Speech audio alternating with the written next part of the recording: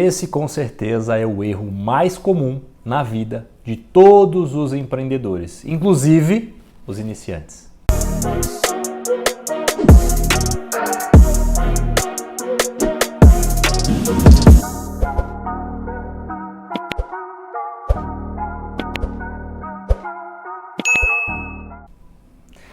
Olá, seja muito bem-vindo, seja muito bem-vinda a mais um vídeo aqui desse canal. Eu sou o Naldo Correia e eu vou falar um pouquinho para você sobre empreendedorismo, é isso aí. Nesse canal a gente vai falar bastante sobre empreendedorismo depois dos 30, mas é o que eu sempre falo aqui nos vídeos. Se você não tem os 30 anos ainda, pode ficar por aqui que esse conteúdo também vai ser de muita relevância para você.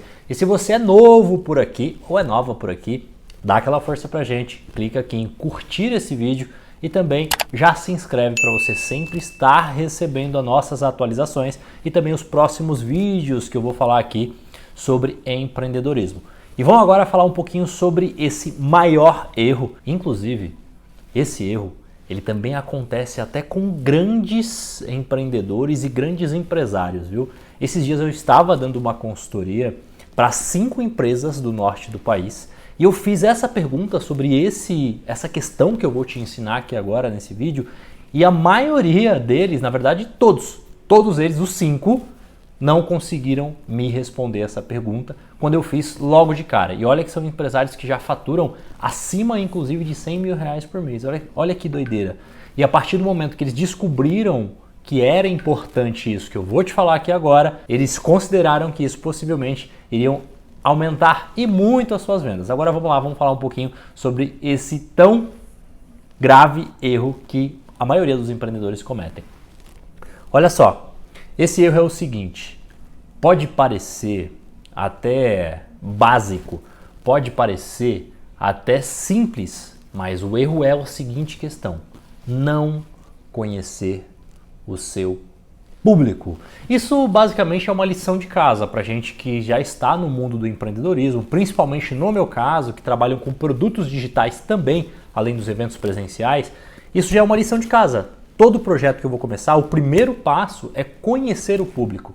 Existem muitas pessoas aí fora que têm negócios muito promissores, ideias maravilhosas, tem até mesmo um negócio já super bem estruturado, mas a pessoa ela não conhece o seu público, ela não sabe quem é a pessoa. Isso é básico, gente, isso é básico, mas é um erro que a maioria dos empreendedores e empresários cometem, de não conhecer o seu público. E aí a pessoa gasta fortunas de dinheiro com campanhas, fortunas de dinheiro aí com anúncios até mesmo nas redes sociais, começa a montar um perfil do Instagram e começa a fazer uma série de postagens segmentadas com cores bonitas, investe uma baita grana ali no seu marketing, no seu branding, na sua marca pessoal, porém ela não está comunicando com o público ideal. Por quê? Porque ela não conhece. Ela não fez um pré-requisito que é básico, inclusive no Sebrae a gente faz muito isso. Eu fiz o Empretec, fui aluno do Empretec, e quem faz Empretec sabe muito bem disso, que a gente vai buscar a fundo ali a essência, o que é o teu público, quem são as pessoas que você quer atingir. Isso é básico, isso é essencial para você que quer atuar no mundo dos negócios. Então é muito importante você conhecer aí o seu público. E eu não vou só passar isso para você, eu vou colocar os 4 pontos importantes que você precisa saber para você conhecer o seu público. Dentro dessa questão de conhecer o público, existem 2 coisas que são diferentes e que a maioria das pessoas confundem na hora do processo de desenhar aí um público ideal, um cliente ideal. Uma coisa é o seu público-alvo, que é totalmente diferente do segundo ponto, que é a sua persona. Naldo, peraí, até hoje eu achei que as 2 coisas eram uma só. Não, as 2 coisas não são uma só. Público-alvo tem muito mais a ver com os dados demográficos. Vamos falar um pouquinho aqui sobre público-alvo. Público-alvo tem muito mais a ver com os dados demográficos, que é sexo, idade, cidade, profissão, faixa salarial. Essas são algumas coisas que você usa para poder definir aí o seu público-alvo, que é diferente de persona. Persona, existem uma série de perguntas, inclusive na descrição desse vídeo eu vou colocar um link que leva você diretamente para um documento onde você pode escrever ali qual que é o teu público-alvo e também uma série de perguntas sobre como você definir a sua persona. Eu vou deixar aqui na descrição desse vídeo um linkzinho, você clica nesse link, você vai lá para esse documento para te ajudar a definir isso super bem. E a persona, ela tem muito mais a ver com o comportamento do teu cliente ideal. Um exemplo clássico. Quais são as dores? Quais são os desejos do teu público? Quais são as objeções na hora de tomar a decisão para comprar o teu produto? Quem que ele quer se tornar? Digamos que você que me acompanha aqui, eu preciso saber quais são as suas dores. Quais são as dores das pessoas que querem fazer uma transição de carreira? Insegurança financeira, não saber se vai dar certo, a insegurança de fazer a transição e não ser apoiado pela família. Todas essas coisas, elas acabam sendo algumas dores. E quais são os desejos? Desejo de ter liberdade financeira, liberdade geográfica, de ter liberdade de tempo, de poder ter a sua própria empresa, construir um legado, deixar um nome forte, construir a sua marca pessoal. Isso são desejos. E quais são as objeções? Quais são as objeções que possivelmente, se eu fosse vender um produto, por exemplo, sobre empreendedorismo, quais eram as objeções que as pessoas poderiam ter? De repente, se for um produto que eu vou entregar, sei lá, um evento presencial, e esse evento eu só posso fazer o evento durante a semana, quais são as objeções? As objeções é que durante a semana, quem é CLT não vai poder ir no meu evento, porque não pode faltar no trabalho. Então a gente tem que entender as objeções. Outra objeção comum, quem é o tomador de decisão em relação à compra de um produto? Vou contar uma historinha para vocês, e não é história, na verdade é um fato real. Uma vez eu estava na minha série de palestras, e tinha algumas palestras que eu estava ministrando dentro da faculdade, porque lá eram os espaços que tinham oportunidades para ministrar palestras gratuitas. Mas o que acontecia lá? Eu vendia no final da palestra um produto que era uma imersão, onde a pessoa passava o final de semana comigo em uma imersão voltada a habilidades emocionais, comunicação e vendas e por aí ia. O que acontecia na hora da tomada de decisão? A maioria das pessoas que estavam na faculdade, para quem eu estava palestrando, os tomadores de decisão, a maioria eram os pais, porque eles já estavam sendo financiados pelos pais para poder estar fazendo faculdade. E aí era uma objeção. Qual que era a outra objeção? Final de semana, o universitário ou está estudando ou está descansando nas festinhas de faculdade. O que acontecia? A minha conversão em vendas era lá para baixo. Por quê? Eu não tinha estudado direito meu cliente ideal.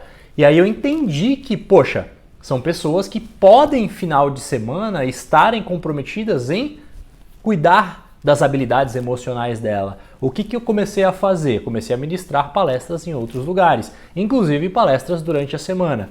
Outra objeção, normalmente eu ministrava essa questão dessas palestras, um dia clássico que eu tinha uma grande baixa de pessoas na palestra, era a questão de fazer palestras na quarta-feira, porque antigamente quarta-feira é um hábito as pessoas assistirem futebol. Em relação a homens, pouquíssimos iam nas palestras, tinha ali um certo número de mulheres, porém não era um dia bom para palestra. E por aí vai, você vai entendendo as objeções. Então são essas coisas muito importantes que você precisa entender.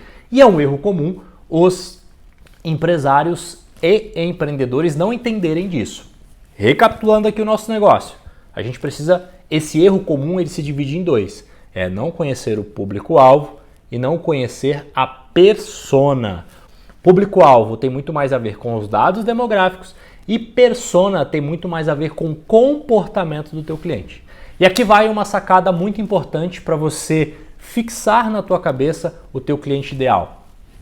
Se o teu público é o público masculino e feminino, são os dois, sem problemas, busca dentro do teu modelo, dentro do teu círculo de amizades, identificar alguém do teu círculo de amizades que tem o mesmo comportamento do teu cliente ideal. Por exemplo, eu tenho na minha cabeça dois amigos, um amigo e uma amiga, que toda vez que eu preciso desenhar o meu cliente ideal, eu sempre lembro deles, quais são os comportamentos deles.